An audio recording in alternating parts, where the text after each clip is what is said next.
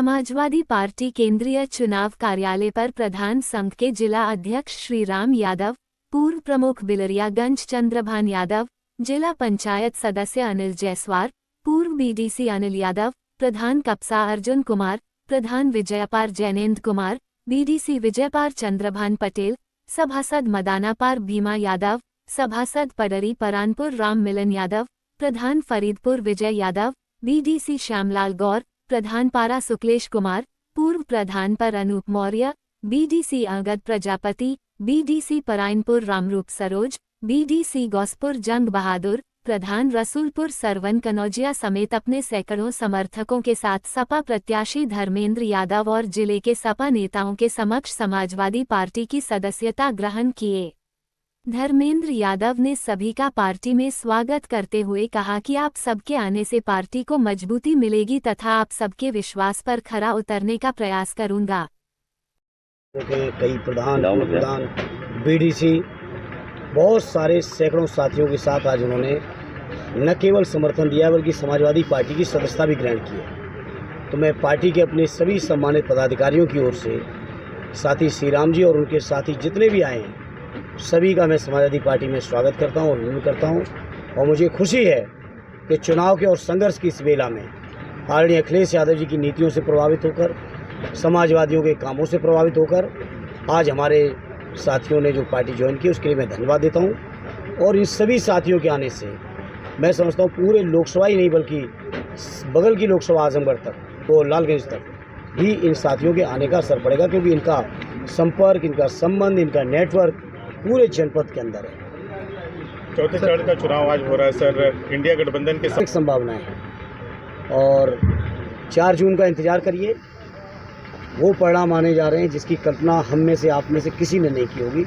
इतने शानदार परिणाम इंडिया गठबंधन के पक्ष में आने जा रहे हैं। लगातार 2 महीने के बाद पीएम मोदी की दूसरी रैली आजमगढ़ में लगने जा रही है, किस तरह से देख रहे हैं? अब देखिए, प्रधानमंत्री हैं, वो एक पार्टी के लीडर हैं या स्टार प्रचारक हैं, आ सकते हैं, आएँ। हालांकि उनके आने से कोई बड़ा असर नहीं पड़ने जा रहा, क्योंकि आजमगढ़ के लोगों को पता है उन्होंने कुछ नहीं किया। हालांकि प्रधानमंत्री जी आएंगे तो शायद शर्मिंदा होंगे, जिस चीज़ का उनसे झूठ बोल के शायद उद्घाटन कराया गया। मैं तो समझता हूँ प्रधानमंत्री के स्तर पर इतनी बड़ी गलती नहीं करनी चाहिए। कहीं ना कहीं झूठ जरूर बोला हुआ उनके नीचे के अधिकारियों ने या नेताओं ने। एक कमरे का उद्घाटन उनसे कराया था आज से 1.5-2 महीने पहले, और 33 दिन के अंदर वो कमरे में भी आग लग गई। अभी वो कमरा नहीं चल रहा है। सोचो प्रधानमंत्री जी की क्या साख बची आजमगढ़ के अंदर। से आना चाहते हैं वो अपनी पार्टी के प्रचार में आए, लेकिन आजमगढ़ को दिया क्या, ये सवाल आजमगढ़ के लोगों के दिलों में है। आजमगढ़ के लोग बर्दाश्त नहीं करेंगे कि जो प्रधानमंत्री जी का जो रास्ता जा रहा है संविधान ख़त्म करने का, उसको आजमगढ़ के लोग स्वीकार नहीं करेंगे। आजमगढ़ के लोग लोकतंत्र ख़त्म करने का जो रास्ता है प्रधानमंत्री जी का, उसको कभी स्वीकार नहीं करेंगे। आजमगढ़ के लोग आरक्षण जो ख़त्म हो रहा है उसको स्वीकार नहीं करेंगे। जाति जनगणना पर जो प्रधानमंत्री जी का स्टैंड है उसको कभी आजमगढ़ के लोग स्वीकार नहीं करेंगे। जो अग्निवीर की स्कीम पर स्टैंड है कभी स्वीकार नहीं करेंगे। जो रोज़गार के मामले पर, महंगाई के मामले पर, सरकारी कर्मचारियों की पुरानी पेंशन के मामले पर जो भारतीय जनता पार्टी है प्रधानमंत्री जी का जो स्टैंड है, आजमगढ़ के लोग नकार चुके हैं। विधानसभा में भी नकारे हैं और लोकसभा में और ज़्यादा वोटों से नकारने जा रहे हैं। पिछले चुनाव में सर 1 रैली होती थी, इस बार इस चुनाव में 2 रैली हो रही है, एक दूसरी रैली। जवाब बीजेपी के लोग देंगे, शायद ज़्यादा घबरा गए, लेकिन अब कितनी भी रैलियाँ करेंगे। अब भारतीय जनता पार्टी की स्थिति उसी बॉलर की तरह हो गई है, जिस बॉलर की पिटाई जब होने लगती है, गेंद पिटने लगती है, तो कहीं नो बॉल, कहीं वाइट बॉल, कहीं बाउंसर बॉल, कभी इधर कभी उधर। अब बीजेपी के लोग कुछ भी करें, अब जनता को यकीन बीजेपी पे नहीं रहा। जनता ने बीजेपी पे बहुत भरोसा किया। प्रधानमंत्री जी की बात को लोगों ने ये मान लिया था कि शायद ये कह रहे हैं तो ज़रूर पूरा करेंगे। चाहे भ्रष्टाचार का सवाल हो, चाहे महंगाई का सवाल हो, रोज़गार का सवाल हो, किसानों का सवाल हो, अर्थव्यवस्था का सवाल हो, हर मुद्दे पर बीजेपी ने फेल किया।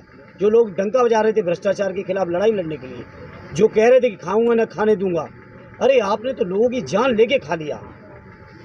गलत वैक्सीन लगा के उस वैक्सीन कंपनी से सैकड़ों करोड़ चंदा बीजेपी में लिया है। ईडी, सीबीआई और भाजपा के सरकार में बैठे लोग मनी ट्रेल की बात बहुत करते थे। अब बताओ इस मनी ट्रेल के बारे में क्या बात करोगे? जो वैक्सीन सरकार ने सुनियोजित तरीके से ज़बरदस्ती कई शर्तें लगा के जो वैक्सीन लगवाई, उस वैक्सीन कंपनी से भी चंदा उठा लिया। बीजेपी के लोग भाषण देते थे कि हम लोग स्लॉटरिंग बंद करेंगे, स्लॉटर कंपनी से सबसे बड़ा चंदा बीजेपी उठा लिया। पाकिस्तान के नाम पे बहुत भाषण दिए, पाकिस्तानी कंपनियों से चंदा उठा रहे हैं। तो बीजेपी चंदाजीबी पार्टी बन चुकी है। चंदा दे के बीजेपी से कुछ भी करा सकते हो। और सर कहा जा रहा है मैं आपकी बात से 100% सहमत हूँ। जनता ने बहुत भरोसा किया, 10 सालों तक किया। यूपी के परिप्रेक्ष्य में बात करो तो 4 चुनाव में 14, 17, 19 और 22 तक।